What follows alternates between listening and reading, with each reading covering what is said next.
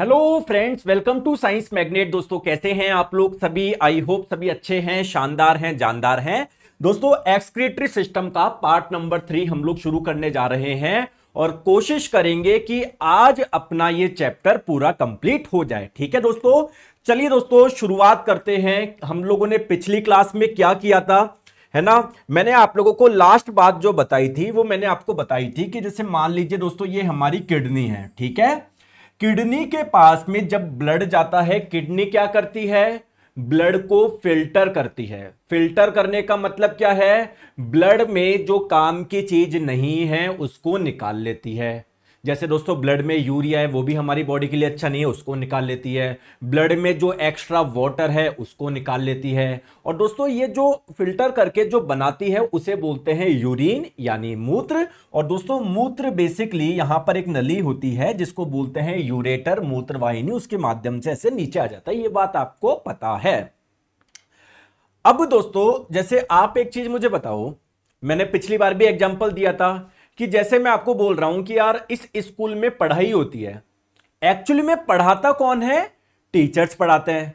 भाई टीचर्स के अलावा और भी लोग होते हैं स्कूल में, जैसे पियोन होते हैं, है ना, कोई एडमिशन करने वाले होते हैं, लेकिन पढ़ाता कौन है? टीचर्स पढ़ाता है। तो हम लोग बात कर रहे हैं कि किडनी में ब्लड को फिल्टर कर कौन रहा है। तो दोस्तों किडनी में ये बहुत छोटे छोटे छोटे छोटे छोटे छोटे क्या होते हैं? नेफ्रॉन होते हैं। ये नेफ्रॉन ही क्या करते हैं? ब्लड को फिल्टर करते हैं। अब सर ये नेफ्रॉन कितने होते हैं? 1 2 3 4 5 6 7 8 9 10। क्या 10 या 12 या 14 या 18 होते हैं क्या?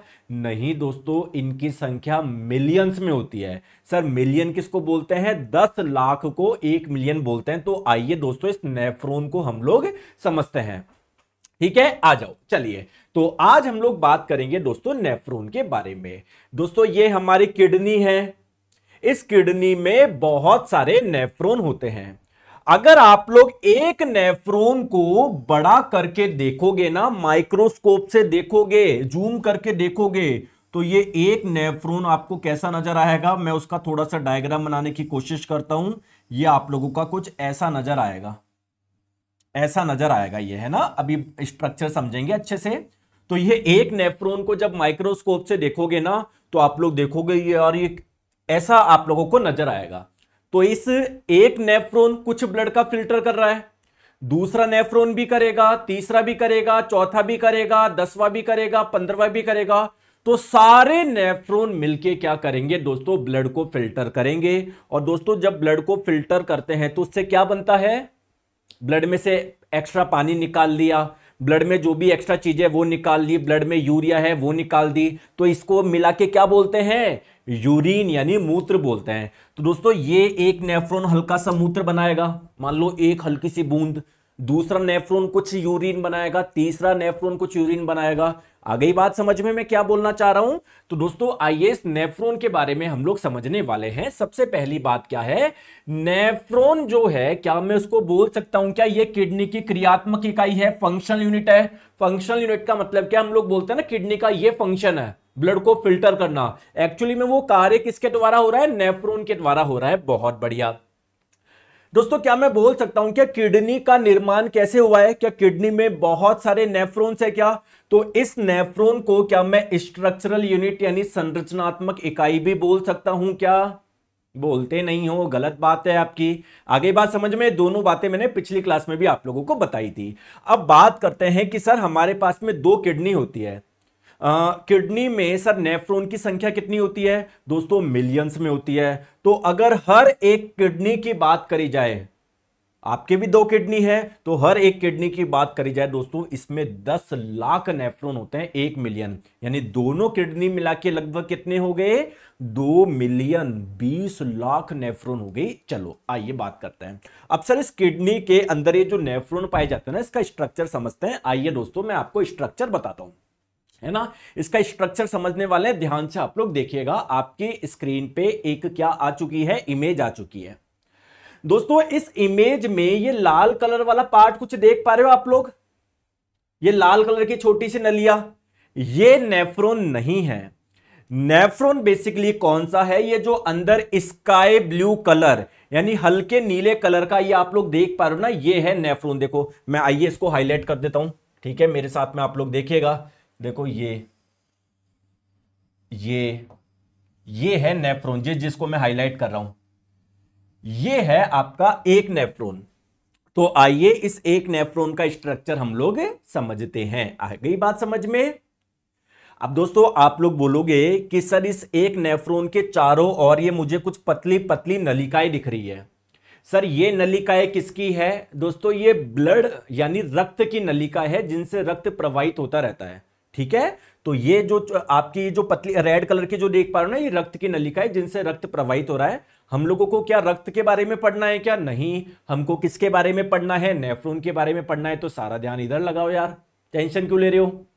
आ गई बात समझ में? ठीक है, देखो दोस्तों मेरी बात, जब किडनी के पास में ब्लड जाएगा, इस ब्लड को क्या करना है? फिल्टर करना है।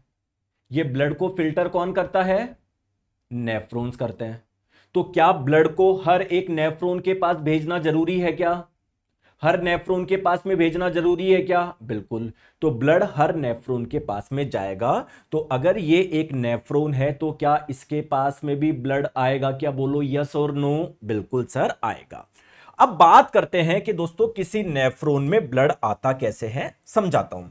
दोस्तों नेफ्रॉन में ये जैसे ये आपका नेफ्रॉन है, नेफ्रॉन में का जो सबसे पहला पार्ट होता है ना, ये एक देखोगे ना, ये कप जैसा एक स्ट्रक्चर दिख रहा होगा, कप जैसा। तो नेफ्रॉन का स्ट्रक्चर हम लोग समझने जा रहे हैं। उसमें क्या होता है, ये ब्लैक कलर से बनाता हूं, उसमें स्टार्टिंग में ऐसा कप जैसा स्ट्रक्चर होता है, ऐसे कप जैसा स्ट्रक्चर होता है। आ गई बात समझ में? ठीक है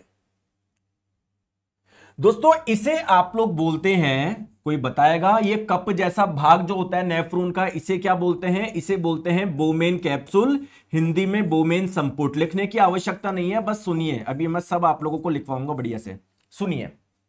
बोमेन कैप्सूल, शॉर्ट में मैं इसको लिख देता हूं बीसी, बोमेन कैप्सूल को शॉर्ट में बीसी, कुछ और मत समझ लेना, ठीक है? ठीक है दोस्तों, एक्चुअली में क्या ब्लड नेफ्रॉन के पास में आएगा क्या? हर नेफ्रॉन के पास में? हाँ। तो दोस्तों जो ब्लड आता है ना, वो यहां पर पतली पतली नलिकाएं होती है, रक्त की पतली पतली नलिकाएं, ठीक है, यहां पर इस जगह, मतलब इसके पास में आया और यहां पर बहुत पतली पतली नलिकाएं होती है, उनमें से होके गुजरता है और फिर ऐसे चला जाता है। दोस्तों ये जो पतली पतली नलिकाएं, रक्त नलिकाओं का ये जो गुच्छा है दोस्तों, इसे आप लोग बोलते हैं ग्लोमेरुलस। आ गई बात समझ में? ग्लोमेरुलस, आ गई बात समझ में? ध्यान से आप लोग समझना, ठीक है। सर स्पैम कहां बनता है, उसका रास्ता कहां से है? बेटा वो स्पैम नहीं होता, वो स्पर्म होता है, ठीक है गुड्डू? लगता है तुम्हारा स्पर्म स्पैम है, तो वो हम लोग पढ़ेंगे रिप्रोडक्शन सिस्टम में, ठीक है गुड्डू? आ गई बात समझ में? ठीक है दोस्तों, आप मुझे एक चीज बताओ ध्यान से, आप खड़े हो, आपके सामने क्या आ रहा है? देखो मेरी बात को ध्यान से समझना, मैं क्या बोलना चाह रहा हूं। आप खड़े हो, आपके सामने से बहुत सारे पैसे जा रहे हैं, तो आप क्या करोगे? पैसे ले लिया जेब में डाल लिया, पैसे ले लिया जेब में डालिए। तो जब आप पैसे उठाओगे जेब में डालोगे, तो पैसे तो आगे चलते रहेंगे, तो कुछ पैसे आपके हाथों से छूट जाएंगे क्या? भाई देखो आपके सामने से पैसे जा रहे हैं, बहुत सारे नोटों की गड्डियां जा रही है, आपने उठाया फिर डाल लिया, अब समझ रहे हो बात को? तो सिमिलरली क्या होता है दोस्तों, यहां से ब्लड गुजर रहा है, गुजर रहा है, गुजर रहा है, गुजर रहा है, गुजर रहा है, ऐसे जा रहा है। नेफ्रॉन का काम क्या होगा? इस ब्लड में से गंदगी को निकाल लेना। गंदगी का मतलब क्या है? ब्लड में जो भी एक्स्ट्रा पार्ट है या ब्लड में ऐसी चीज जो हमारी बॉडी के लिए अच्छी नहीं है, उसको निकाल लेना। आ गई बात समझ में? आ गई बात समझ में? ठीक है। तो दोस्तों होता क्या है, होता क्या है, नेफ्रॉन का ये जो कप वाला भाग है, जिसे आप लोग बोल रहे हैं बोमेन संपुट यानी बोमेन कैप्सूल। ये क्या कर रहा है, जब ब्लड इससे प्रवाहित हो रहा है ना, ये क्या कर रहा है, इस ब्लड में को फिल्टर कर लिया, ब्लड को फिल्टर कर लिया। दोस्तों फिल्टर जब करेगा तो कुछ मिलेगा, तो स्टार्टिंग में फिल्टर करने पे जो मिलता है उसे हम लोग क्या बोलते हैं, पेन का रख दिया मैंने, उसे बोलते हैं इनिशियल फिल्ट्रेट। उसे क्या बोलते हैं दोस्तों, इनिशियल फिल्ट्रेट।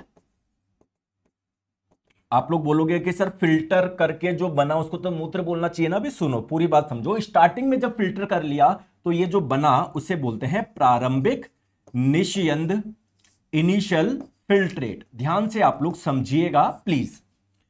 अब दोस्तों नेफ्रॉन का स्ट्रक्चर आप लोग समझ रहे हैं। इसका सबसे पहले जो ये ऐसे कप जैसा पार्ट है इसको आपने क्या बोला, बोमेन कैप्सूल। दोस्तों बोमेन कैप्सूल के पास में ही ऐसे कुंडलित नली है, ऐसे मुड़ी हुई नली जैसा कुछ है, पास में है, इसके बोमेन कैप्सूल के पास में है, तो इसका नाम है, समीप में है तो इसको बोलते हैं समीपस्थ कुंडलित नलिका। अभी आके लिखवाऊंगा। इसको इंग्लिश में बोलते हैं कि बोमेन कैप्सूल के जस्ट पास में है तो इसको इंग्लिश में बोलते हैं प्रॉक्सिमल कॉन्वुलेटेड ट्यूबेल। ठीक है, अभी आप लोग दोस्तों मैं भी लिखवाऊंगा, अभी आप लोग पूरा ध्यान समझने में दीजिए। आ जाओ। अब दोस्तों ये जो आपकी नली जैसी है, तो स्टार्टिंग में जब ब्लड गुजर रहा था, ब्लड को जब फिल्टर करा तो ये जो पदार्थ बना उसको आपने क्या बोला, क्या बोला, इनिशियल फिल्ट्रेट बोला, प्रारंभिक निस्यंद बोला। तो चलो मान लेता हूं मैं, यहां पर आ गया, ये पदार्थ यहां पर आ गया। क्लियर है दोस्तों, ये जो पदार्थ होता है ना वो आगे इस नली से गुजरता है। बहुत बढ़िया। इस नली को आपने क्या बोला, प्रॉक्सिमल कॉन्वुलेटेड ट्यूबुल, समीपस्थ कुंडलित नलिका। दोस्तों फिर ये आप लोगों का ये नलिका ऐसे होती है, बिल्कुल ऐसे नीचे जाती है और ऐसे ऊपर आती है, बिल्कुल झूले की जैसे। तो इसको बोलते हैं, ये जो पार्ट है इसको बोलते हैं लूप ऑफ हेनले, या हिंदी में हेनले का झूला। आ गई बात समझ में, ठीक है। और दोस्तों इसी के बाद में दोस्तों ऐसे वापस आपकी ऐसे कुंडलित नलिका होती है। क्या ये वाला जो पार्ट है वो बोमेन कैप्सूल के पास में है या दूर में है, दूर है, तो इसको बोलते हैं दूरस्थ कुंडलित नलिका। इंग्लिश में बोलते हैं डिस्टल कॉन्वुलेटेड ट्यूबेल। ठीक है। Virendra Rajput sir please technician के लिए बुक बताओ। दोस्तों मैंने तो आज तक कोई बुक नहीं जानी। ठीक है, आपको मार्केट में हजारों किताबें, खरीद लो सारी, घर पे रख लो, है ना, क्योंकि सिलेक्शन तो वैसे नहीं होना। तुमको तो बुक चाहिए, पैसा बहुत है, पैसा है, इधर आ गए बुक खरीद लोगे, खरीद लो। ठीक है बेटा, तो अगर आपको सिलेक्शन लेना है कोई बुक की आवश्यकता नहीं है। यहाँ जो मैं पढ़ा रहा हूं उसको अच्छे से पढ़िए, समझिए। जिंदगी में कोई बुक की आवश्यकता नहीं है। आ गई बात समझ में। फिर भी आपकी इच्छा है कि नहीं सर तुम, बहुत किताबें मार्केट में, मैंने तो आज तक देखी नहीं कोई, ये खरीद लो, 15-20 खरीद लो। ठीक है, जो भी आपको अच्छा लग रहा है। आपको मेरी बात समझ में आ गई यहां तक? ठीक है मेरे प्यारे दोस्तों, दिक्कत एक चीज है। आप मुझे एक चीज बताओ, जैसे आप लोग भोजन करते हैं, मैं भी भोजन करता हूं, वो भोजन क्यों कर रहे हैं सर, हमारी बॉडी के लिए जरूरी है सर, बहुत अच्छी बात है। लेकिन क्या वो भोजन क्या पूरा का पूरा आपकी बॉडी में यूज हो जाता है क्या? नहीं। कुछ क्या वेस्ट भी निकलता है क्या, मल के रूप में? बताइए, मल के रूप में वेस्ट भी निकलता है क्या? बिल्कुल। तो होता क्या है, ऐसे ही यहां पर आप लोग समझो, नेफ्रॉन के इस पार्ट ने स्टार्टिंग में क्या कर लिया, क्या कर लिया दोस्तों, ब्लड को फिल्टर कर लिया, रक्त को छान लिया। स्टार्टिंग में जब रक्त को छाना तो दोस्तों एक पदार्थ बना, उसे आपने बोला इनिशियल फिल्ट्रेट यानी प्रारंभिक निस्यंद। ये मैंने नीले कलर से इस पदार्थ को दर्शाया है। दोस्तों ये पदार्थ क्या होगा, ऐसे नीचे ऐसे यहां से आएगा आएगा आएगा, ऐसे ऐसे ऐसे ऐसे ऐसे ऐसे, ऐसे यहां से गुजरेगा, गुजरेगा। बात समझ में आ गई? ठीक है। अब दोस्तों होता क्या है कि स्टार्टिंग में जो फिल्टर करके ये पदार्थ बनाना, इसमें बहुत सारी चीजें ऐसी थी जो हमारी बॉडी के लिए बहुत जरूरी थी। जैसे ब्लड में से बहुत ज्यादा पानी निकाल लिया, ब्लड में जो अमीनो एसिड थे, अमीनो अम्ल जो हमारी बॉडी के लिए जरूरी थे, वो निकाल लिया। ब्लड में जो ग्लूकोज था जो हमारी बॉडी के लिए जरूरी था, वो निकाल लिया। ब्लड में जो यूरिया था, चलो यूरिया तो हमारी बॉडी के लिए अच्छा नहीं है, वो निकाल लिया। तो बहुत सारी चीजें ऐसे भी निकाल ली जो हमारी बॉडी के लिए जरूरी है। तो दोस्तों आप चाहते हो क्या कि इस प्रारंभिक निस्यंद में से वो वाला पार्ट बॉडी में वापस एब्जॉर्ब हो जाए, रीएब्जॉर्ब हो जाए, उसका पुनः अवशोषण हो जाए। तो दोस्तों ये जो आपका नेफ्रॉन है, इसके चारों ओर क्या होती है, रक्त की नलिकाएं होती है। तो जैसे जैसे यहां से ये पास होता है, इसमें जो काम की चीज है बॉडी के लिए, वो क्या हो जाता है, हमारे ब्लड में रीएब्जॉर्ब हो जाता है, पुनः अवशोषण हो जाता है। बहुत बढ़िया। और जो फाइनली जो काम की चीज नहीं है, वो आप लोगों की इधर आ जाएगी, और दोस्तों उसे ही क्या बोलेंगे, यूरिन बोलेंगे, मूत्र बोलेंगे। दोस्तों बात समझ में आई या नहीं आई, बताइए दोस्तों, मजा आया नहीं आया? ठीक है।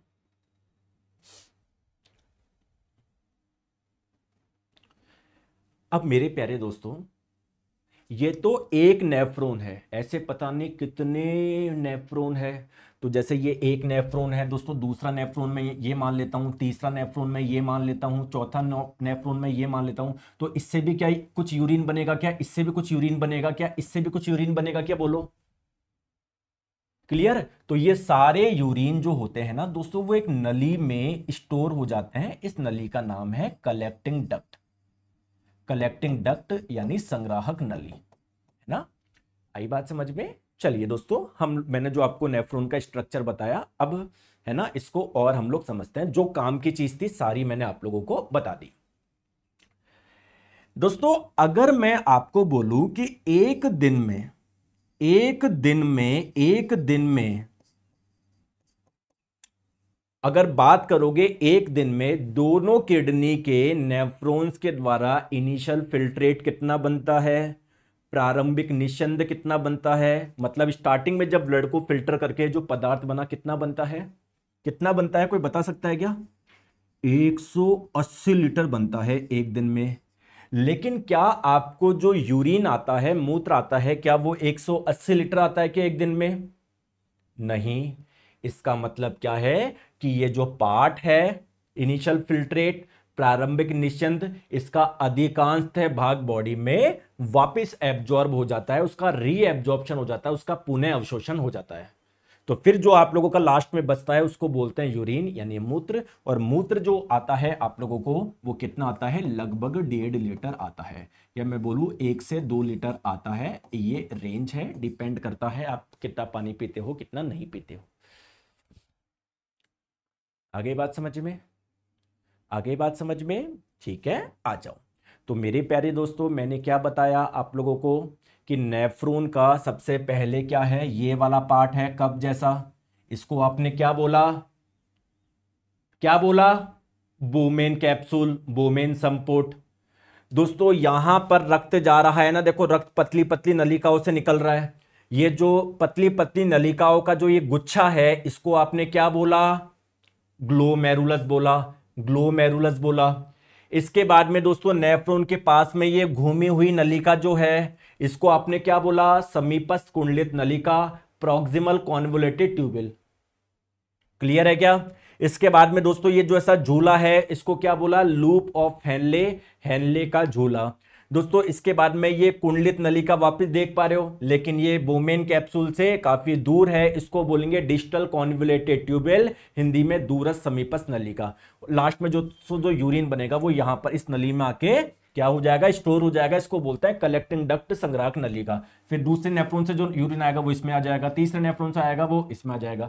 आगे बात समझ में? तो दोस्तों इस वाले पार्ट को हमने बोला बोमेन कैप्सूल, बोमेन संपुट। इसके अंदर ये जो नलिकाओं का गुच्छा है, इसको बोला आपने ग्लोमेरुलस। इसके पास में ये जो घूमी हुई नलिका है, इसको बोला आपने समीपस्थ कुंडलित नलिका। ये दूर जो है, इसको आपने बोला दूरस्थ कुंडलित नलिका। आई होप आपको ये समझ में आ गई होगी। क्लियर है क्या? आगे बात समझ में? ठीक है। तो एक एक पार्ट को मैं बता दूं क्या हो रहा है। मैंने दोस्तों जो यहां पर आप लोगों को बताया उतना ही आप लोगों का सफिशिएंट है। अगर वो समझ में आ गया तो इसका मतलब उसको सब समझ में आ गया, कुछ भी नहीं है। ठीक है, मैं फिर से बता देता हूं दोस्तों, स्टार्टिंग में जब ब्लड को फिल्टर करा तो जो बना उसे बोलते हैं इनिशियल फिल्ट्रेट यानी प्रारंभिक निस्यंद।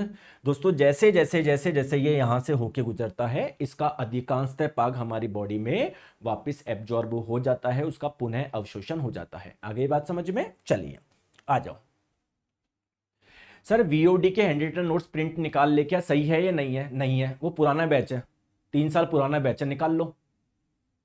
तुम्हें खाना 3 दिन पुराना खा लेते हो क्या अब? तो वो एक बच्चे ने बनाए थे, वो मैंने डाल दिए, पता नहीं क्या तुम्हारे नोट्स पीडीएफ बुक, ऐसे परेशान से रहते हो आप, पढ़ाई वढ़ाई तुमसे होती नहीं है। 2 क्वेश्चन पूछ लो ना, अभी 2 क्वेश्चन जो अभी तक मैं पढ़ा चुका हूं वो नहीं बता पाओ, फिर बोलते सर हमारा सिलेक्शन क्यों नहीं हुआ।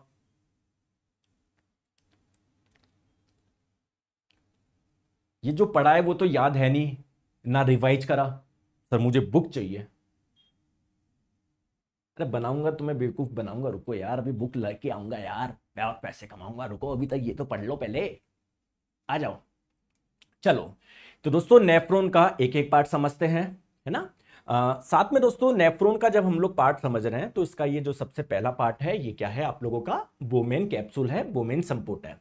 दोस्तों ये क्या होता है, कप के आकार का होता है।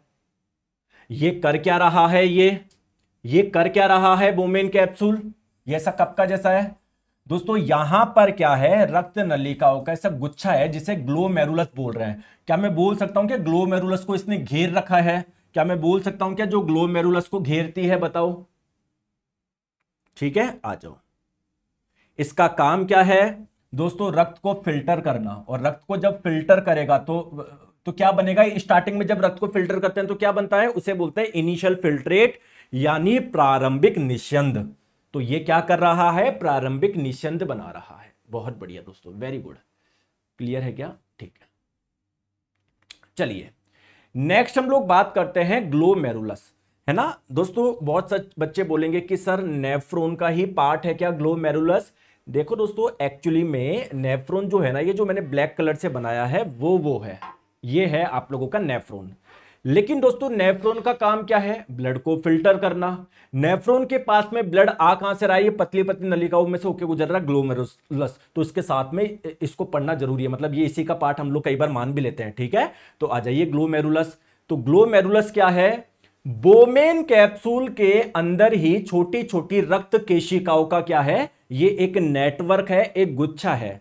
केशिका जानते हो ना, जो धमनी और शिरा से भी पतली होती है। ठीक है दोस्तों, यहां पर क्या हो रहा है, जब यहां से रक्त पास हो रहा है तो यहां पर क्या हो गया, रक्त का फिल्ट्रेशन हो रहा है। किसने किया, इसने किया। क्लियर है क्या? ठीक है, नेक्स्ट बात करते हैं दोस्तों, इसके पास में ये जो आपकी नलिका थी जिसको आपने बोला प्रॉक्सिमल कॉन्वोलेटेड ट्यूबल, दूरस्थ समीप नलिका। दोस्तों ये क्या है, सर ग्लोमेरुलस के जस्ट पास में ये एक कुंडलित नली है। क्या ये बोमेन कैप्सूल के ठीक बाद में कुंडलित नलिका है क्या, बोलो। ठीक है, नेक्स्ट बात करते हैं, अब काम की चीज ध्यान से समझो। दोस्तों आपने ब्लड को जब स्टार्टिंग में फिल्टर करा, जो बना इनिशियल फिल्ट्रेट यानी प्रारंभिक निस्यंद, इसमें बहुत सारी काम की चीज है, बहुत सारी काम की चीज है। तो क्या आप लोग चाहते हो क्या बॉडी में वापस एब्जॉर्ब हो जाए? हाँ, तो इसमें से कौन कौन सी चीज है जो आपकी बॉडी में एब्जॉर्ब होती है, बहुत इंपॉर्टेंट है दोस्तों, ध्यान रखना। ठीक है, बहुत इंपॉर्टेंट है, बहुत इंपॉर्टेंट है। तो ग्लूकोज जो होता है ब्लड में, ये स्टार्टिंग में हमने उसको निकाल लिया, लेकिन ये ब्लड के लिए जरूरी है, बॉडी के लिए जरूरी है, तो ये वापस एब्जॉर्ब हो जाता है। अमीनो अम्ल, दोस्तों पानी, है ना, मैक्सिमम पानी बोल दो आप, मैक्सिमम, अधिकांशतः पानी वापस एब्जॉर्ब हो जाता है, क्योंकि स्टार्टिंग में ये बहुत सारा पानी निकाल लेता है। दोस्तों कुछ लवण जो हमारी बॉडी के लिए इंपॉर्टेंट है वो वापस क्या हो जाते हैं, एब्जॉर्ब हो जाते हैं। कहां से होते हैं दोस्तों, कुछ होते हैं प्रॉक्सिमल कॉन्वोलेटेड ट्यूबल, यहां से, कुछ यहां पर होंगे, कुछ यहां पर होंगे। ठीक है, कौन कौन से रीएब्जॉर्ब होते हैं दोस्तों, ये ध्यान रखना, बहुत इंपॉर्टेंट है, ग्रुप डी 2022 में भी पूछा गया था। आई बात समझ में? सर मैं आपकी क्लास लाइव नहीं देख पाता हूं, मुझे रिकॉर्डेड मिलेगी ना? हाँ बिल्कुल मिलेगी। ठीक है, आ जाओ। फिर बात करते हैं दोस्तों लूप ऑफ हेनले। दोस्तों जो लूप ऑफ हेनले है, ये क्या एक यू आकार की एक नली है क्या, बताओ। एक यू आकार की नली है क्या दोस्तों? इसमें क्या है, एक तो ये नीचे आने वाला पार्ट है और एक ऊपर जाने वाला पार्ट है। दोस्तों नीचे आने वाले को इंग्लिश में बोलते हैं डिसेंडिंग और ऊपर जाने वाले को बोलते हैं एसेंडिंग। तो एक तो हो गया इसमें डिसेंडिंग पार्ट यानी अवरोही भाग, एक हो गया असेंडिंग पार्ट यानी आरोही भाग। तो दोस्तों यहां पर होता क्या है, तो दोस्तों जैसे जैसे यहां से गुजरता रहता है दोस्तों, इसमें से बहुत सारा जो पानी होता है वो इस नीचे वाले भाग से एब्जॉर्ब हो जाता है। जब ऊपर जाता है तो इसमें कुछ जो सॉल्ट जो पहले एब्जॉर्ब नहीं हो पाए थे वो अब हो जाते हैं। ठीक है, नेक्स्ट बात करते हैं डिस्टल कॉन्वोल्यूटेड ट्यूबिल। इसकी बात, तो इसमें भी क्या होता है आप लोगों का कुछ अपशिष्ट पदार्थ जो आपकी बॉडी के लिए जरूरी है, ठीक है, जैसे पोटेशियम हो गया, हाइड्रोजन आयन हो गया, तो इसका कुछ रीएब्जॉर्प्शन हो जाता है। ठीक है, चले आगे। और बाद में आपकी कलेक्टिंग डक्ट है जिसमें मैंने बता दिया सबसे क्या करता है, ये मूत्र प्राप्त करता है ना। तो ये जो बेसिक सी चीज मैंने बताई वो आप लोगों को ध्यान रखना है। आई बात समझ में? चलिए दोस्तों एक क्वेश्चन कर लेते हैं, पहले ग्रुप डी 2022 में पूछा गया है, देखते हैं कर पाते हैं नहीं कर पाते। आ जाओ, बताओ, आराम से करो, कोई जल्दबाजी नहीं है। मानव वृक्क में जो वृक्काणु होते हैं, जो नेफ्रॉन होते हैं, तो इसका जो नलिका नुमा भाग होता है ना, जैसे एक तो ये वाला भाग है, एक ये वाला भाग है, कि ये तो स्टार्टिंग में जब ब्लड को फिल्टर करा, जो आरंभिक निशंद बना या जो प्रारंभिक निशंद बना, वो जैसे जैसे इससे गुजरता है तो इसका कुछ पार्ट है ना, मैक्सिमम पार्ट आपके बॉडी में वापस एब्जॉर्ब हो जाता है। तो इसमें से कौन कौन सी चीजें बॉडी में वापस एब्जॉर्ब हो जाती है, ये बताओ। सर बॉडी का वेट 50 किलोग्राम है और फिल्टर 180 लीटर कैसे है, ये समझ नहीं आया, अभी मैं समझाता हूं, पहले इसका आंसर बताएंगे। तो मैंने क्या बताया, glucose, water, salt and amino acid. Correct answer option number C हो जाएगा। देखो एनसीईआरटी में भी लिखा हुआ है glucose, amino acid, salt and major amount of water. तो आपको एनसीईआरटी पढ़नी नहीं है, जो मैं पढ़ा रहा हूं बस वो पढ़ो, सब कुछ आपका कवर हो जाएगा। हाँ, एक बच्चे ने क्वेश्चन पूछा, अच्छा क्वेश्चन है ना, उसका ये डाउट आया, कोई इसको कर सकता है क्या कि सर ये एक दिन में 180 लीटर कैसे बन रहा है, हमारी बॉडी में 180 लीटर है ये। आप समझो इसे, देखो मेरे प्यारे दोस्तों प्लीज ध्यान से आप लोग समझोगे। अब एक चीज मुझे बताओ, आपने एक दिन में आप मान लो 10 रोटी खाते हो, है ना, ठीक है, पूरे एक दिन की बात कर रहा हूं मैं, सुबह दिन शाम रात मिला के, मान लो 5 कटोरी सब्जी खाते हो। अब मैं बोलूं कि यार ये है ना 10 रोटी खाता है, 5 कटोरी सब्जी खाता है, तो आप बोलोगे भाई साहब क्या है ये, दानव है क्या कोई, क्या खा रहा है ये। दोस्तों वो पूरे दिन की बात हो रही है। अब मेरी बात को ध्यान से समझो, देखो क्या होगा दोस्तों, बहुत अच्छा क्वेश्चन पूछा है आपने। ब्लड जब आपका इससे पास होगा, स्टार्टिंग में क्या बना, इनिशियल फिल्ट्रेट बना, प्रारंभिक निशन बना, लेकिन जैसे जैसे जैसे जैसे ये गुजर रहा है इसका मैक्सिमम पार्ट बॉडी में रीएब्जॉर्ब हो गया। तो अब जो वापस आ रहा है घूम के वो वही तो आ रहा है। समझ रहे हो मैं क्या बोलना चाह रहा हूं? तो मैं आपको यह बोलना चाह रहा हूं, जब ब्लड इसमें आया स्टार्टिंग में जो बना, ऐसे अगर दिन में मान लो 100 बार आ रहा है, तो 100 बार में जो स्टार्टिंग में जो बना, अगर इनको जोड़ लोगे तो वो 180 लीटर हो रहा है। लेकिन एक्चुअली में हो क्या रहा है, ये बन गया, अब ऐसा थोड़ी ये बॉडी से बाहर निकल गया, नहीं, यही बॉडी में घूम रहा है, फिर वापस आएगा। तो इसी में से वही 2 रोटी वापस खा रहे हो, वही 2 रोटी वापस खा रहे हो, वही 2 रोटी वापस, मतलब समझ रहे हो मैं क्या बोलना चाह रहा हूं, ये सर्कुलर प्रोसेस है। ठीक है, आ जाओ, चलिए दोस्तों अब आगे चले। ठीक है, तो नेफ्रॉन का स्ट्रक्चर आई होप आपको समझ में आया होगा। दोस्तों किडनी के बारे में मैंने आप लोगों को एक चीज बताई थी, क्या, थोड़ा इंटरनल अगर देखें तो मैंने आपको बताया था किडनी का जो आउटर पार्ट होता है इसको बोलते हैं कॉर्टेक्स, ये मैंने बताया था क्या।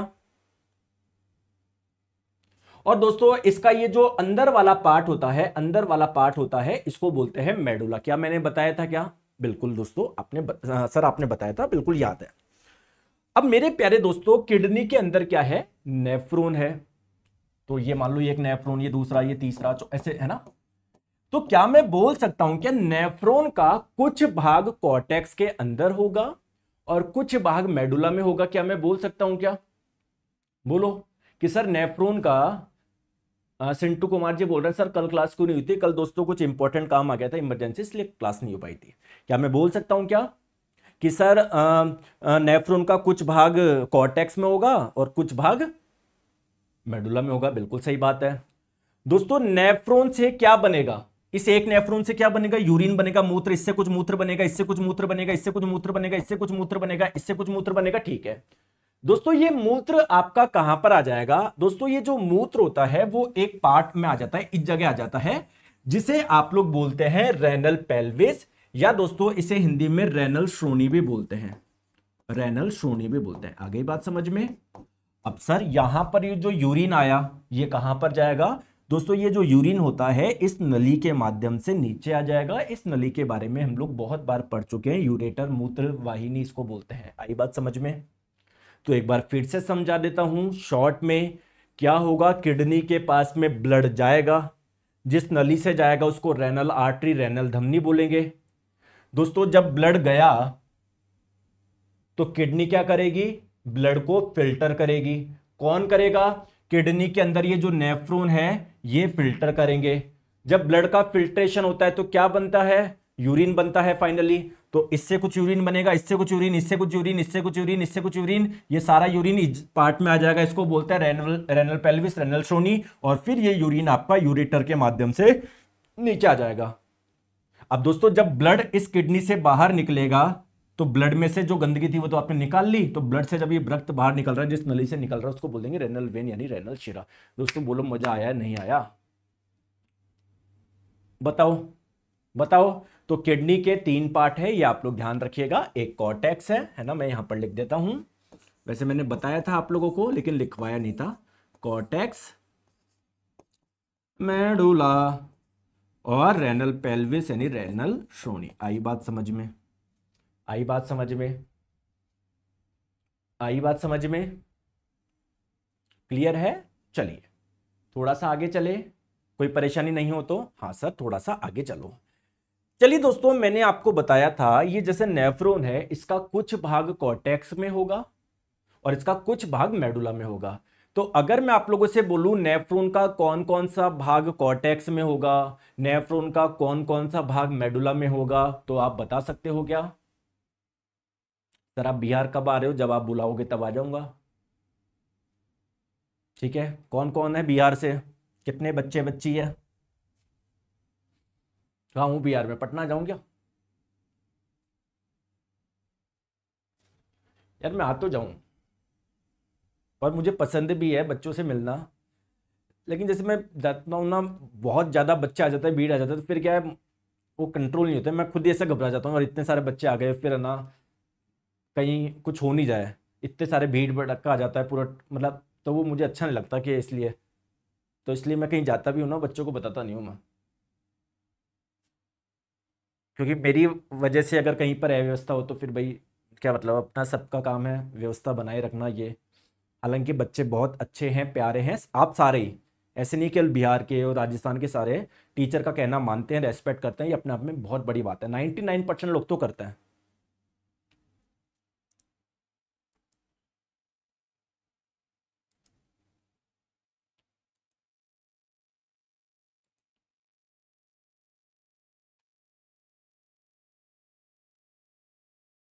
है ना? तो ये बात मुझे बहुत अच्छी लगती है कि भारत में के बच्चे जो होते हैं टीचर्स की बहुत रेस्पेक्ट करते हैं।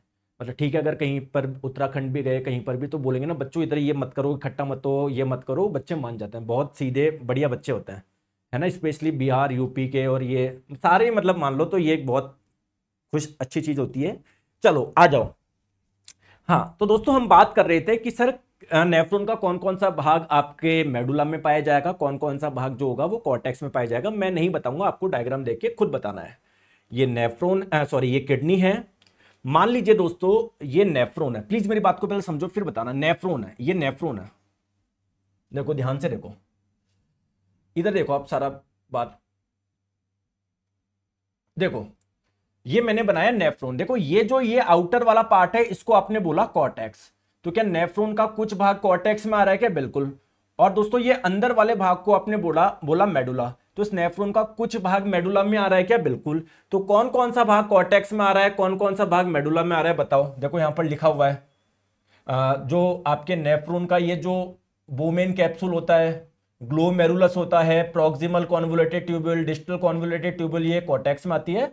और ये जो लूप ऑफ फेनले कलेक्टिंग डक्ट है, ये आपकी किस में आती है? मेडुला में आती है। क्लियर है? तो ये मैंने लिख दिया है, आप तो बस ऐसे ध्यान रखो, मेडुला में केवल दो चीजें आती है, कलेक्टिंग डक्ट और लूप ऑफ फेनले, संग्राहक नलिका और लूप ऑफ फेनले। इसके अलावा glomerulus, Bowman capsule, proximal convoluted tubule, distal convoluted tubule, ये सब आप लोगों के कहां से आ जाए, कहां पर आ जाएंगे? कॉर्टेक्स में। सर आप कहां से पढ़ाते हैं? मैं जयपुर राजस्थान से पढ़ाता हूं।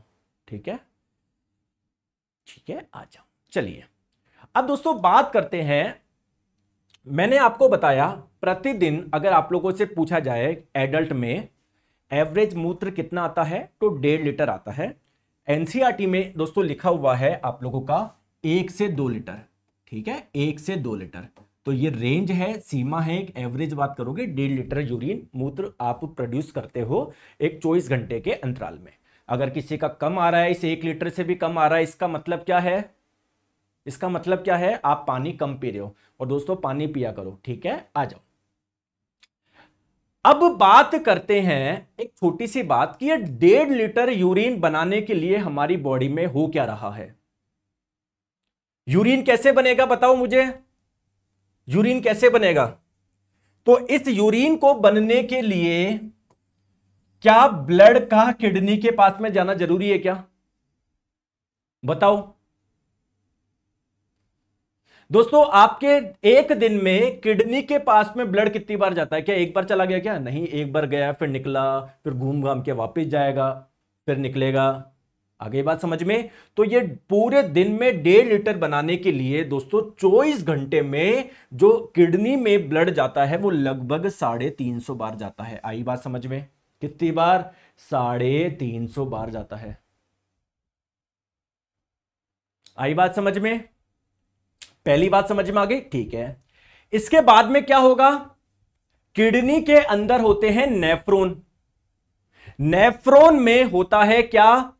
बोमेन कैप्सूल, बोमेन संपुट, जो कि क्या करता है? ग्लोमेरुलस से निकलने वाले ब्लड को फिल्टर करता है। ठीक है, आ जाओ। तो दोस्तों अगर हम लोग बात करी जाए कि ग्लोमेरुलस से गुजरने वाला जब ब्लड होता है उसको फिल्टर किया जाता है, तो पूरे दिन भर में ये जो इनिशियल फिल्ट्रेट बनता है, प्रारंभिक निशन बनता है, लगभग कितना बनता है? 180 लीटर बनता है। ये बात ध्यान रखिएगा। ठीक है, ठीक है। अगर बात करें जाए दोस्तों, हर 1 मिनट में लगभग 127 मिलीलीटर क्या बनता है? इनिशियल फिल्ट्रेट बनता है, प्रारंभिक निशंत बनता है, जिसे ग्लोमेरुलस फिल्ट्रेट भी बोलते हैं हम लोग। ठीक है, हर 1 मिनट में लगभग इतना बन रहा है। ठीक है, तो अब 127 ml प्रारंभिक निशंत बना, तो उसका मैक्सिमम पार्ट क्या हो जाता है? एब्जॉर्ब हो जाता है। तो इसमें से लगभग 126 मिलीलीटर क्या होता है? बॉडी में वापस एब्जॉर्ब हो जाता है, और जो बचता है उसको बोलते हैं मूत्र। तो एक पूरे दिन भर की बात करी जाए तो दोस्तों आपका 1.5 लीटर क्या बन जाएगा? मूत्र बन जाएगा। ठीक है दोस्तों, क्या बढ़िया स्लाइड लगी है नहीं लगी बताओ मुझे। आप एक जना बता दो जो आपके लिए इतनी स्लाइड बनाता है, इतनी मेहनत करता है, बताओ। मैं अपनी तारीफ नहीं कर रहा कि मुझे कोई वो नहीं है अपनी तारीफ करने का। मैं तो कोई क्लास में बोलता है ना उसको भी झड़काता हूँ दिन भर, यू आर बेस्ट वगैरह, मेरे को नहीं सुननी। लेकिन आप लोग मुझे बताओ एक बार दिल से, कौन आप लोगों के साथ में ऐसा शानदार कंटेंट मिलता है? आप मुझे बता दो। आप इतना बढ़िया वेल डिजाइंड नहीं मिलता, मुझे पता है ना। आप यहाँ छोड़ो, आप नीट आईआईटी में जाके देखोगे ना, वहां पर भी नहीं है ऐसा। तो ये सब इसलिए हो रहा है यार, सिलेक्शन लो, मेहनत करो, सिलेक्शन लो। पता नहीं कहां आप लोग रहते हो। अब गुरुजी जो यूरिन बना, मूत्र बना, इस मूत्र में सर क्या क्या होता है? सर आपके मूत्र का अधिकांश भाग तो क्या है? पानी है, वाटर है। सर इसके अलावा क्या है? बहुत सारी चीजें। आइए बात करते हैं दोस्तों। अधिकांश भाग तो क्या है आप लोगों का? वाटर है। आपके यूरिन में क्या यूरिया भी मिलेगा क्या? बिल्कुल मिलेगा गुरुजी। ब्लड में जो यूरिया था निकाला था ना, बिल्कुल मिलेगा। कितना होता है? 2% होता है दोस्तों। कुछ सॉल्ट भी होते हैं, है ना, मतलब या फिर आप लोग बोल सकते हैं आयन होते हैं। ये क्या होता है लवण केमिस्ट्री में पढ़ेंगे, सोडियम आयन। जैसा अगर आपके दोस्तों, आप मुझे एक चीज बताओ, आप बहुत ज्यादा नमक खा रहे हो, सोडियम क्लोराइड खा रहे हो, आपकी बॉडी में किस में कन्वर्ट होंगे? सोडियम आयन और क्लोरीन आयन में कन्वर्ट होंगे। अगर आपके बॉडी में सोडियम आयन बहुत ज्यादा हुआ तब दिक्कत की बात है ना, या क्लोरीन आयन बहुत ज्यादा हुआ तो दिक्कत की बात है ना। तो जब ब्लड आपके किडनी के पास में जाएगा तो ब्लड में से ये जो एक्स्ट्रा आयंस है उसको भी निकाल लेते हैं, तो आपके यूरिन में आयंस भी देखने को मिलेंगे। कुछ मात्रा में यूरिक एसिड यानी यूरिक अम्ल भी देखने को मिलता है। ठीक है सर, ये यूरिक अम्ल क्या होता है दोस्तों? जैसे प्रोटीन आप लोग खाते हो, जब इसका डाइजेशन होता है, पाचन होता है, मेटाबॉलिज्म होता है, इसका वेस्ट आपका यूरिया के रूप में निकलता है, लेकिन कुछ कुछ आप लोगों का यूरिक एसिड के रूप में भी निकलता है। अगर दोस्तों आपके ब्लड में ये जो यूरिक अम्ल है किडनी ने निकाला नहीं तो क्या होगा आपको पता है? ये यूरिक अम्ल आपके ब्लड में ही रह जाएगा। और ब्लड क्या पूरी बॉडी में जाता है क्या? हाँ। तो आपके दोस्तों जैसे ये एक हड्डी है, ये दूसरी हड्डी है, तो हड्डी के जॉइंट्स है ना, इसमें जाके जमा हो जाता है यूरिक अम्ल। और दोस्तों इसे ही आप लोग क्या बोलते हैं? गाउट डिजीज यानी गठिया रोग बोलते हैं ना। आगे बात करेंगे, टेंशन मतलब, मैं लिखवा देता हूं, गाउट यानी गठिया रोग। क्लियर है? चलो, तो किडनी देख लो कितना इंपॉर्टेंट है। और भी दोस्तों कुछ पदार्थ पाए जाते हैं जैसे क्रिएटिनिन नाम का। आपको बस ये ज्यादा याद नहीं रखना, आपको बस ये ध्यान रखना है वाटर का परसेंटेज कितना होता है और यूरिया का कितना होता है, और बाकी आपको कुछ ध्यान नहीं रखना। मैं तो बता रहा हूं और क्या क्या मिलता है। जैसे कुछ मात्रा में अमोनिया भी होता है। और जो यूरिन में जो गंद आती है ना, जब किसी शौचालय के बाहर से आप लोग निकल लोगे तो क्या अजीब से गंद आती है क्या? वो क्यों आती है? वो इसी वजह से आती है, अमोनिया की वजह से। यूरिन में जो अमोनिया होती है उसी की वजह से ही आपका आता है।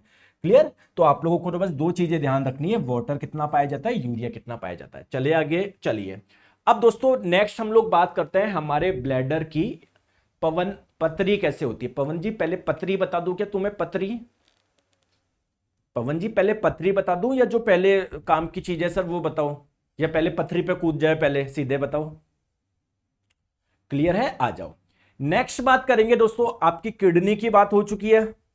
किडनी से जो यूरिन आएगा नीचे, वो यूरेटर मूत्र वाहिनी के माध्यम से कहां पर आ जाएगा? आपके ब्लैडर में आ जाएगा। दोस्तों जब आपका ब्लैडर भरेगा पूरा तो आप क्या कंट्रोल कर सकते हो क्या? नहीं, आपको जाना ही पड़ेगा। तो जब आप लोग जाओगे तो धीरे धीरे आपका ब्लैडर क्या होगा? खाली होगा। ये जो ब्लैडर से जो यूरिन है, मूत्र बाहर निकल रहा है, वो किस वजह से निकल रहा है? किस नली से निकल रहा है? वो एक नली से निकल रहा है जिसे बोलते हैं यूरेथ्रा यानी मूत्र मार्ग। हाँ हो जाएगा मुकेश कुमार जी, ठीक है, आ जाओ। चलिए, तो अगर बात करें जाए दोस्तों ये मूत्राशय क्या है दोस्तों? ये मसल्स का बना हुआ है, मांसपेशियों का बना हुआ है, मसल का, मांसपेशियों का बना हुआ है, ये मांसपेशी का बना हुआ एक अंग है। ठीक है दोस्तों, इसकी संरचना गुब्बारे जैसी होती है। जैसे दोस्तों गुब्बारे में जब हवा भरोगे जैसे फूल के जैसा हो जाता है ना, इसके भी कुछ ऐसा ही है। जैसे इसमें यूरिन आता है, मूत्र आता है, बिल्कुल गुब्बारे जैसे हो जाता है। दोस्तों अगर आपने अभी जस्ट टॉयलेट जाके आए हो, आप अपना ब्लैडर जस्ट पूरा खाली करके आए हो, तो उस दौरान ब्लैडर की शेप कैसी हो जाती है? कोई बता सकता है क्या? जब ब्लैडर आपका खाली होता है, खाली, बिल्कुल खाली, तब इसकी शेप यानी आकृति कैसी होती है? पीयर की जैसी होती है। पीयर क्या होता है? नाशपाती। दोस्तों ये फ्रूट खाया है आपने? नाशपाती, ये फ्रूट खाया है?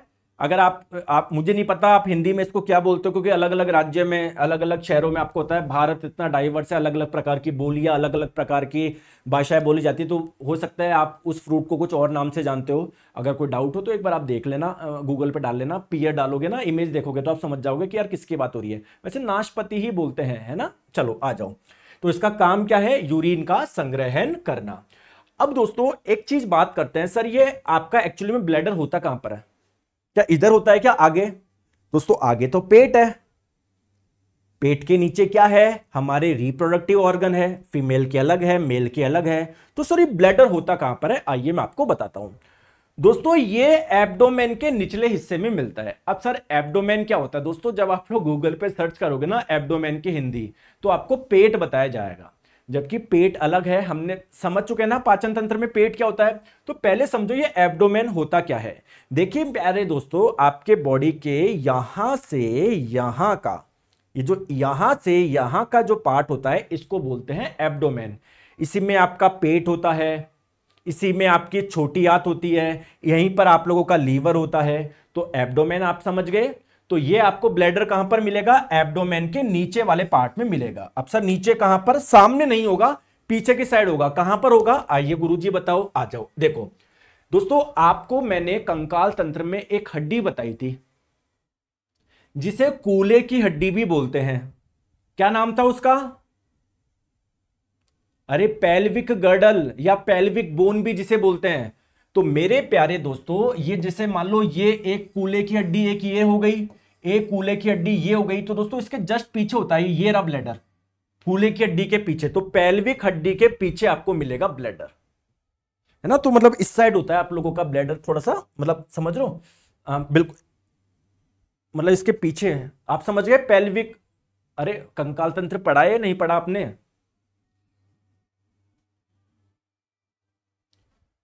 नीरज सर जी, बवासीर कौन से कारण से होता है? हमको साली जी को बहुत ब्लड गिरता है।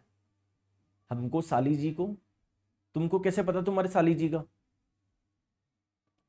बताएंगे बवासीर। ये नाम भी कैसे कैसे रख रखे हैं बीमारी के। बताऊंगा भी, है ना। बहुत ज्यादा आप मिर्ची वाला स्पाइसी फूड खा रहे हैं, आंतों को दे रहे हैं। आपके दोस्तों जो लार्ज इंटेस्टाइन के जो आखिरी पार्ट है जहां से मल बाहर निकलता है, अगर उसमें दोस्तों यूरिन, वहां पर कहीं पर घाव हो रहा है, तो जब मल वहां से निकलेगा तो उससे यूरिन भी आएगा, और ऐसे जब टच होता हुआ आएगा तो आप लोगों को और जलन होगी। क्लियर है? आ जाओ।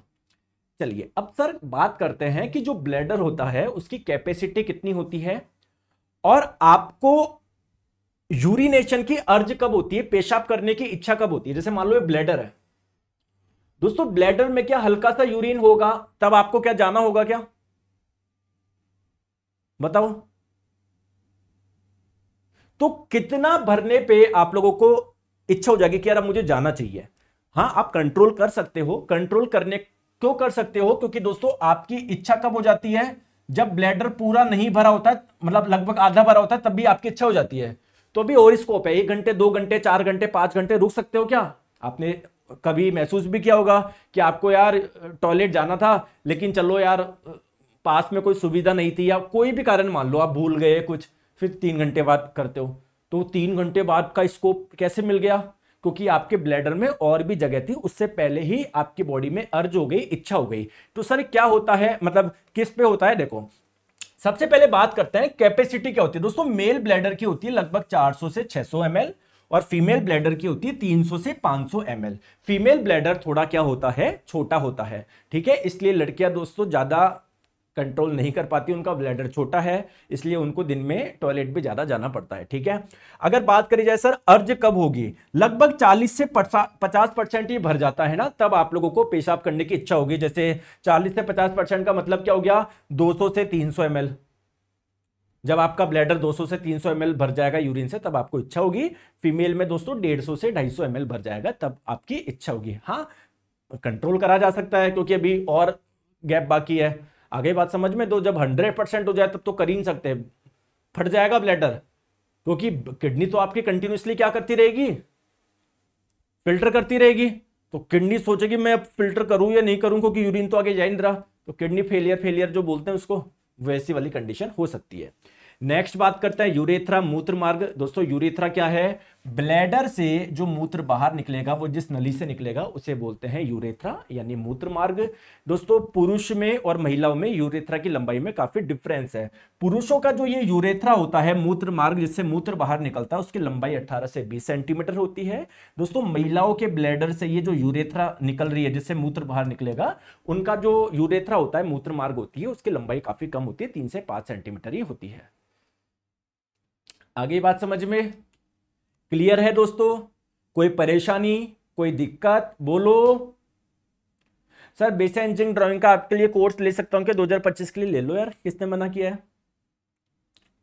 आप चाहते हो सीबीटी 2 का जब एग्जाम हो, सीबीटी 1 का हो जाए उसके बाद लो, बाद में ले लेना, क्या दिक्कत है? ठीक है, आ जाओ। चलिए अब बात करते हैं दोस्तों आगे नेक्स्ट। दोस्तों अगर किसी व्यक्ति की दोनों किडनी ढंग से काम नहीं कर रही है तो क्या होगा?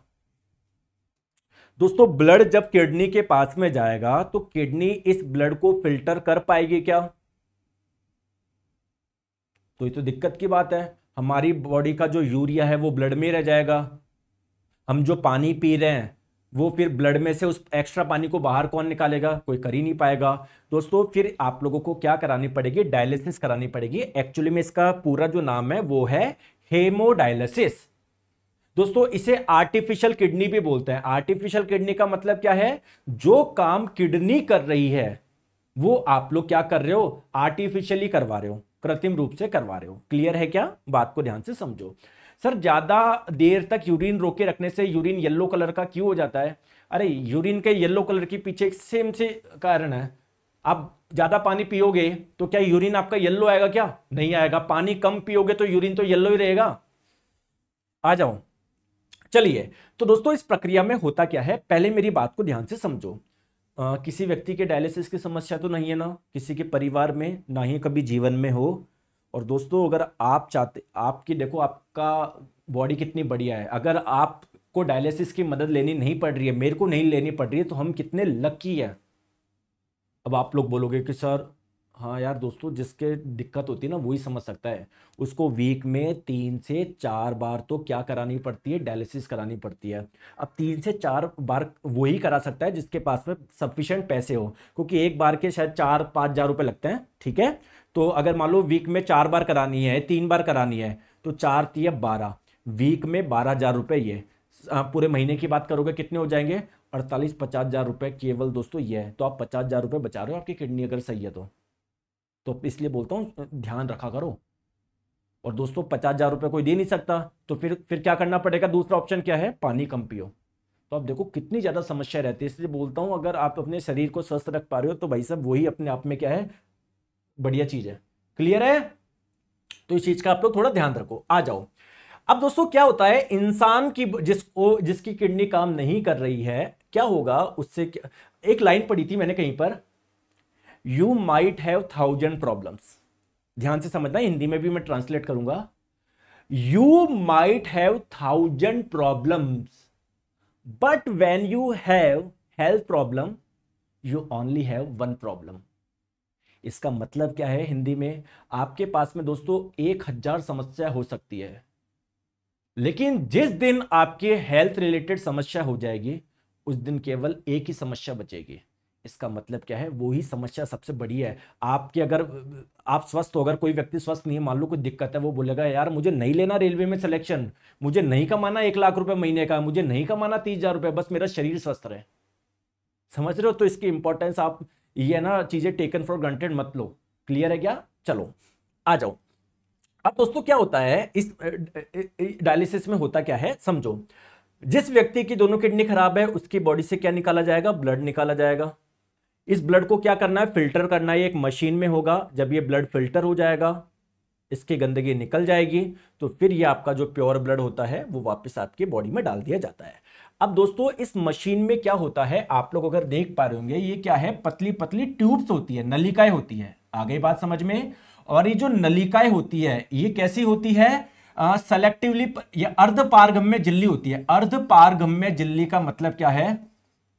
जिनसे कुछ तो पास हो सकता है, कुछ पास नहीं हो सकता। ठीक है, इसके चारों ओर दोस्तों एक लिक्विड भरते हैं, आप लोग लिक्विड रखते हैं, एक विलियन रखते हैं जिसको बोलते हैं डायलिसिस सॉल्यूशन यानी डायलिसिस विलियन। ठीक है, आगे बात समझ में? तो जैसे ब्लड पास होता है, ब्लड इसमें से पास होता है, तो कुछ चीजें जो ब्लड के काम की नहीं, मतलब हम इन जो फिल्टर करना है वो इससे इसमें आ जाएगी, जो काम की है वो नहीं आएगी, इसलिए इसको अर्धपारगम्य बोला है। कुछ कुछ चीजें तो जब इन ट्यूब से जब ब्लड पास होगा, कुछ चीजें तो बाहर आ जाएगी, कुछ चीजें नहीं आएगी। कौन सी चीजें नहीं आएगी? जो आपकी बॉडी के लिए जरूरी है।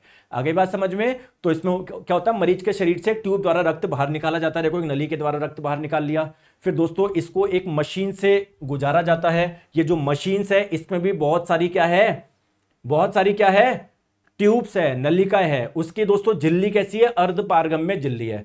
क्लियर है क्या? तो इन झिल्ली के माध्यम से जो रक्त के काम की चीज नहीं है वो बाहर आ जाती है, जो काम की चीज नहीं है वो इधर ही रह जाती है। आगे बात समझ में? क्लियर है? चले आगे आ जाओ।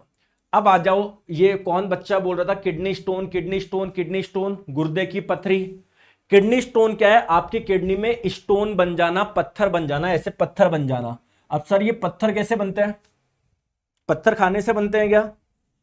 देखो दोस्तों, ये पत्थर किसी का भी हो सकता है कैल्शियम का हो या कुछ और का हो। तो अगर आप लोग कुछ ऐसे चीजें खा रहे हैं जो आपकी किडनी से अच्छे से नहीं निकल पाती है, या आप लोग कोई चीज खा रहे हो लेकिन पानी बहुत कम पी रहे हो, तो दोस्तों वो यहीं पर जमा हो जाते हैं ये, तो ये पत्थर जैसे बन जाते हैं, इसको बोलते हैं स्टोन यानी पथरी।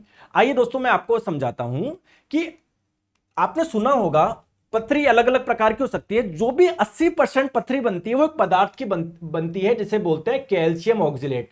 कई बार एग्जाम में क्वेश्चन पूछा जाता है कि किडनी में जो स्टोन बनती है, पथरी बनती है, वो बेसिकली कौन सा पदार्थ होता है?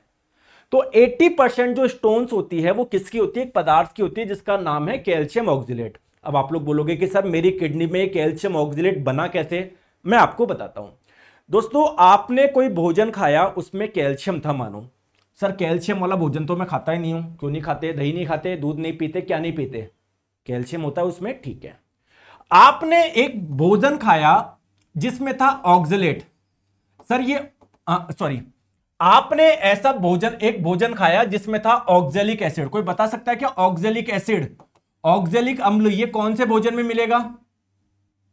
ऑक्जेलिक अम्ल पालक में मिलता है, टमाटर में मिलता है, कुछ मात्रा में चाय वगैरह में भी मिलता है, ठीक है। तो आपने ऑक्जेलिक अम्ल वाला भोजन खाया, आपने कैल्शियम वाला भोजन खाया, ठीक है। दोस्तों आपके बॉडी में ऑक्जेलिक अम्ल से एक पदार्थ बनता है जिसका नाम है ऑक्सलेट। जिसका नाम क्या है? ऑक्सलेट।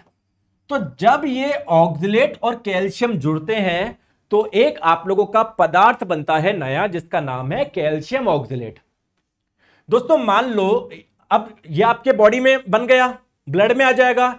जब ब्लड किडनी के पास में जाएगी तो किडनी क्या करेगी? इस ब्लड में से जो कैल्शियम ऑक्सलेट है उसको निकाल लेगी, यहां पर निकाल लेगी। अगर दोस्तों आपके बॉडी में बहुत ज्यादा कैल्शियम ऑक्सलेट बन रहा है, नॉर्मली सबके बनता है, आपके बनता है, मेरे बनता है, सबके बनता है, लेकिन अगर बहुत ज्यादा बन रहा है तो वो कैल्शियम ऑक्सलेट जुड़ जुड़ के एक बड़ा सा पत्थर बन जाएंगे। दोस्तों क्या ये बड़ा सा पत्थर इस नली के माध्यम से निकलना पॉसिबल होगा क्या? इस नली में अटक जाएगा, यूरेटर में अटक जाएगा और आपको बहुत पेन होगा, बहुत पेन होगा। अगर छोटा छोटा सा पत्थर होता, बहुत छोटा सा, तो ये आपका यूरिन के माध्यम से निकल जाता।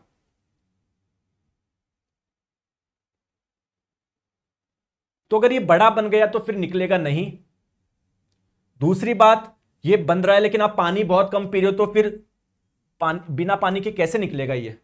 तो ये चीज है। तो दोस्तों कैल्शियम ऑक्सलेट बेसिकली क्या है? किडनी जो स्टोन्स, किडनी में जो पथरी बनती है 80% इसी की बनती है। ये कब बनता है? जब कैल्शियम ऑक्सलेट के साथ में जुड़ता है। ऑक्सलेट क्या होता है? ऑक्सलेट ऑक्जेलिक एसिड से मिलता है। ऑक्जेलिक एसिड कैसे आया हमारी बॉडी में? पालक, चकुंदर, ड्राई फ्रूट्स, चाय, चॉकलेट जैसे पदार्थ खाते हो तो उनसे आप लोगों की बॉडी में क्या आता है? Oxalic acid. ऑक्जेलिक एसिड से क्या बनता है? ऑक्सलेट बनता है। ऑक्सलेट जब कैल्शियम से जुड़ता है तो बनता है कैल्शियम ऑक्सलेट। आगे बात समझ में क्लियर है? आई बात समझ में? और दोस्तों ये है ना, मेरे भी एक बार पथरी हो गई थी, इतना पेन होता है ना, मैं आपको बता नहीं सकता। मतलब आप देखो यूरेट इस जगह अटक जाएगी और इतना पेन होगा, इतना पेन होगा। मेरा क्या है, आईआईटी दिल्ली में मेरे को जाना था, इंटरव्यू था गेट का, मतलब 2017 की बात है। तो मैं जयपुर से दिल्ली गया ट्रेन में। आज तक मुझे नहीं पता था, आप भी चेक कराओगे ना आपकी भी पथरी मिल जाएगी, 1 mm 2 mm की तो मिल ही जाएगी। मतलब 90% चांस है, 90% बच्चों की मिल जाएगी। लेकिन आपको दर्द का एहसास नहीं है क्योंकि वो यहीं पर झूल रही है, या फिर कभी जिंदगी में यहां पर आके अटकेगी, तब थोड़ा सा हो सकता है एहसास हो, या हो सकता है वो कभी निकल ही गई हो, आपको पता ही नहीं हो। तो मैं जब ट्रेन से जयपुर से दिल्ली जा रहा था तो मेरे इधर बहुत पेन हुआ। मेरे को लगा यार कि हो सकता है कि यार ट्रेन में दच के आने की वजह से कुछ मसल्स पेन हो गया हो, कुछ ऐसे हो जाता है ना, कई बार गर्दन वगैरह में हो जाता है। मेरे को लगा ऐसे। वहां जाते जाते तो मेरी हालत खराब हो गई, बहुत बेकार हालत हो गई। तो वहां पर आईआईटी दिल्ली के हॉस्पिटल में मैं क्या हो गया, भर्ती हो गया। फिर हुआ क्या, फिर मैं जब जयपुर आया, घर पर आया, जब दिखाया तो पता पड़ा किडनी में पथरी थी, 6 mm की थी मेरी। लेकिन दोस्तों मैंने देसी दवाई कुछ खाई, उससे निकल गई मेरी।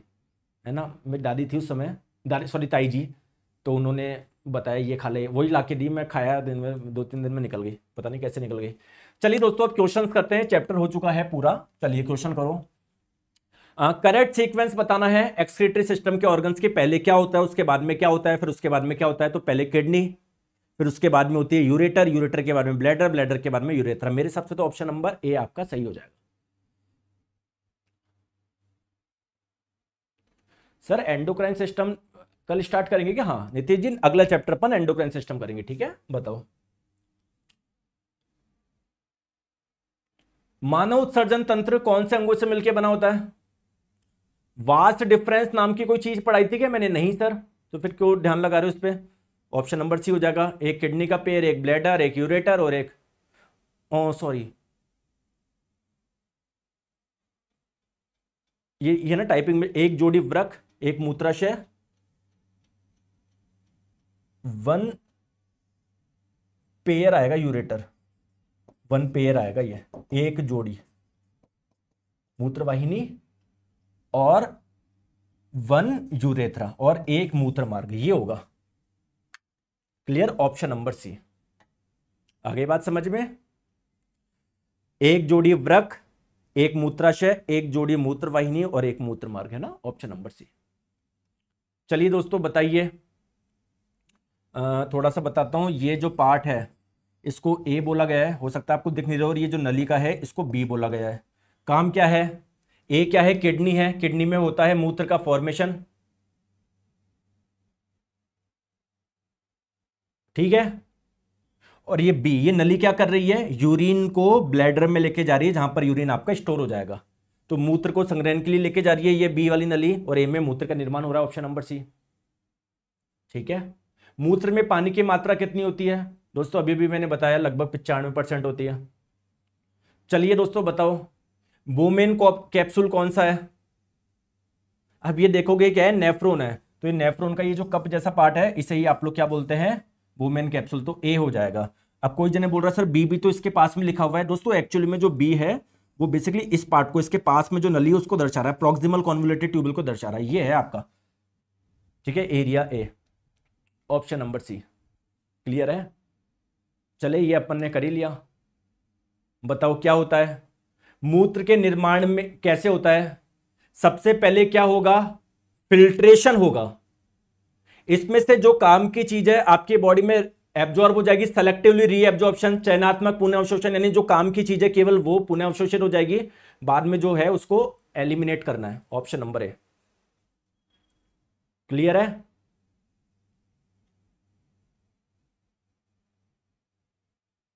क्लियर है दोस्तों? एक सामान्य वयस्क मनुष्य प्रतिदिन कितने ml यूरिन बनाता है? मैंने बताया ना एनसीईआरटी में कितना लिखा हुआ है, 1000 से 2000 ml। अगर एवरेज पूछे एग्जाम में 1500 ml बोल देना, 1.5 लीटर बोल देना, ठीक है दोस्तों। मजा आया नहीं आया? चले तो आज कल इतना रखता है, अब कल करेंगे हम लोग नेक्स्ट चैप्टर, इसका टेस्ट आज शाम तक अपलोड हो जाएगा। सर बुक कब आएगी? मुझे जॉब लेनी है, पढ़ लो से हो जाएगी जॉब, बुक में टाइम लगेगा भी, 1-1.5 महीने लगेगा, मैं बना रहा हूं, ठीक है। Thank you so much, take care, bye bye, अपना ध्यान रखिए, bye bye bye bye bye.